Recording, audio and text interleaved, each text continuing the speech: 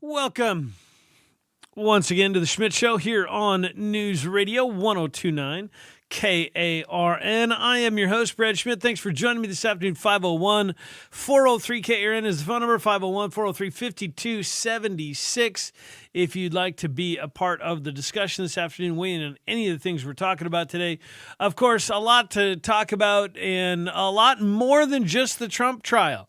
It's surprising to me if you watch any of the mainstream news outlets, you would think the only story that is taking place is this trial in New York City with Donald Trump. And in fact, in the grand scheme of things, it's probably one of the least important news stories that are taking place in our world, in our country, so we'll probably talk a little bit about it today. Michael Cohen, of course, on the stand, former attorney, former fixer, as they used to say, for Donald Trump. So we'll probably talk a little bit about that. But I want to talk about a few local stories that are, quite honestly, much more important to us here in Arkansas, here in the central Arkansas, Little Rock Metroplex, or whatever you want to call it.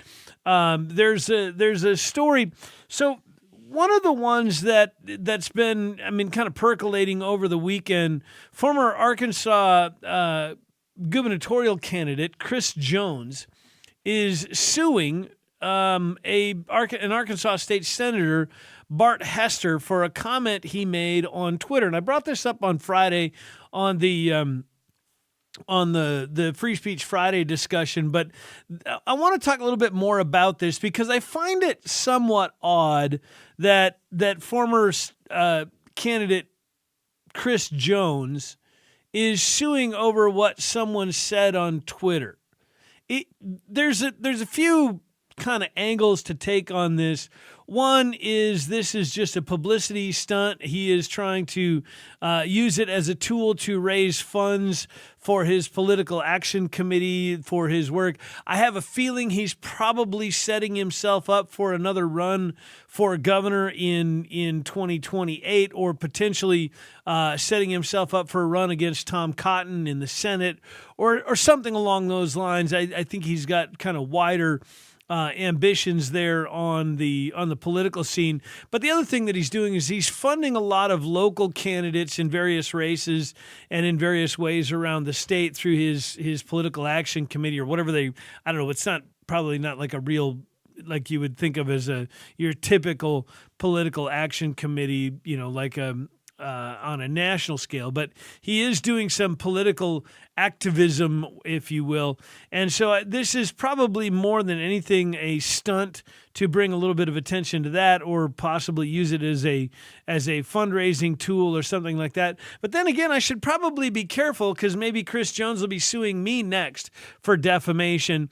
Well, I find it also somewhat hypocritical when you've got some of the horrifying things that have been said about Sarah Sanders, that have been said about Republicans in general, some of the stuff that's been said about Jason Rapert, some of the stuff that's been said about a multitude of various state representatives and state senators by the left, accusing them of wanting to, make our children stupid or send them off to, Christian indoctrination camps so they can be molested by Christian teachers. And some of the horrifying things that have been said about Sarah Sanders and her children. And Chris Jones is upset and is suing Bart Hester for Bart writing that he believed that Jones was taking, quote, a pro-Hamas terrorist position. So it feels a bit disingenuous on Chris Jones's part. So we'll talk a little bit about that story. Another story I ran across, this was in the Arkansas Dem Gazette. So the headline says, Arkansas Blockchain Council president says crypto regulations welcome.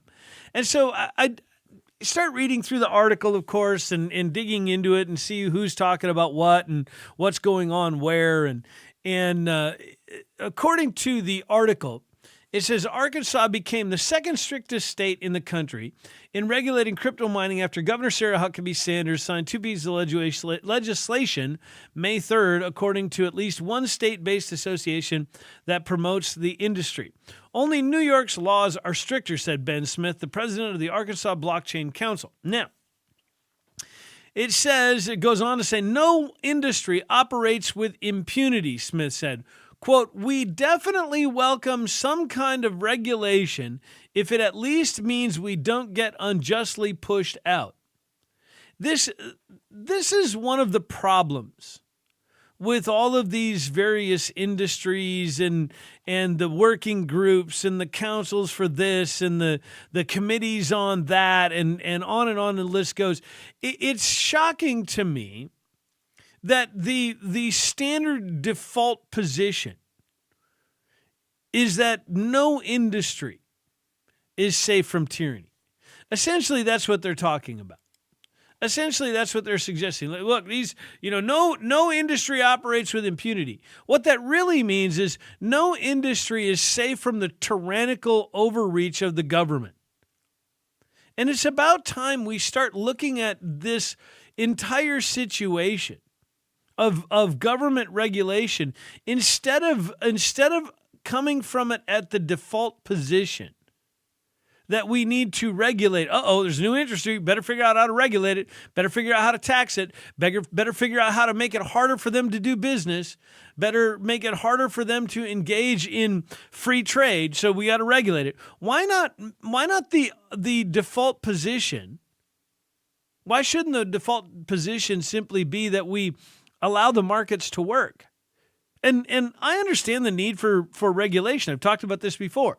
Building codes and zoning and things like that. You know, the perfect example, nobody wants a hog farm in their neighborhood, right?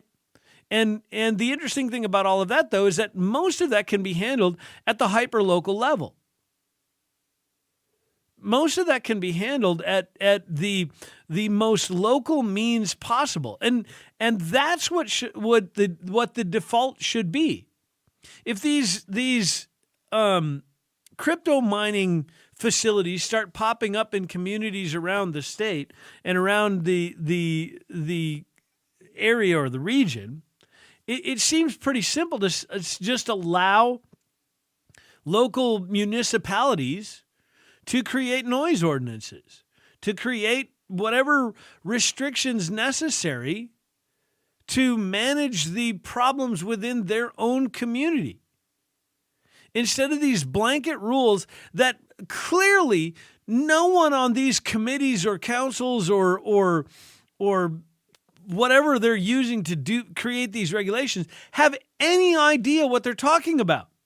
Because as you read through the article, it says that this means, quote, and I'm quoting, it says, this means crypto mining businesses have roughly 80 days to apply for permits from the Oil and Gas Commission. Why on God's green earth is crypto being regulated by the Oil and Gas Commission? The only thing I can think of is that these morons actually think that crypto, that Bitcoin and the various cryptocurrencies are actually being mined out of the ground because they have such a fundamentally ignorant understanding of the industry that they are regulating. The fact that they have to apply for a permit from the Oil and Gas Commission is probably one of the stupidest things I've heard in the arguments and in the discussion about crypto mining. Now, I get it. If you don't understand crypto mining, you don't know what it is, that's fine. It doesn't make you dumb. It just makes you unaware of an industry that you're not a part of. There's all kinds of industries that we're all not a part of that we have no understanding of. I don't know anything about the way the CERN Large Hadron Collider is able to harvest whatever particles they need to harvest to accelerate them around the thing at the speed of light and then smash them into each other. I don't need to know how to do that. But here's the thing. I'm not in charge of regulating it. right? So if you don't know crypto, great, that's fine. But if you're the people that are supposed to be creating laws and regulating it, and you think that it's a wise choice or it makes sense to have the Oil and Gas Commission regulate crypto mining, you're an idiot. And you should not be serving as a member of the legislature, or at least not a member of the legislature that is in charge of regulating an industry you clearly do not understand. This is the problem with government. We got a bunch of idiots that don't know what they're doing, regulating industries they know nothing about. Now, if you're a former banker and you're involved in the banking industry, or you're a current banker, or you're a broker or whatever, and you work with the financial industry, yeah, you should probably be involved in the discussion about cryptocurrency. But being a part of the Oil and Gas Commission does not qualify you to deal with anything with crypto, because crypto doesn't have anything to do with the Oil and Gas Commission.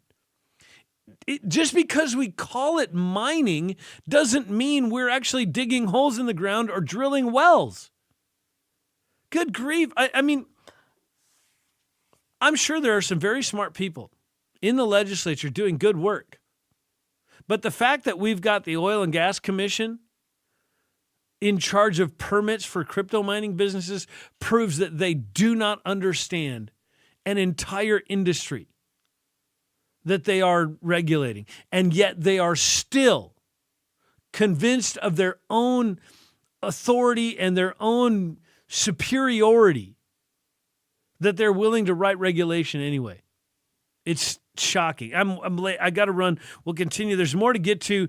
It's all coming up next on News Radio 1029 KRN.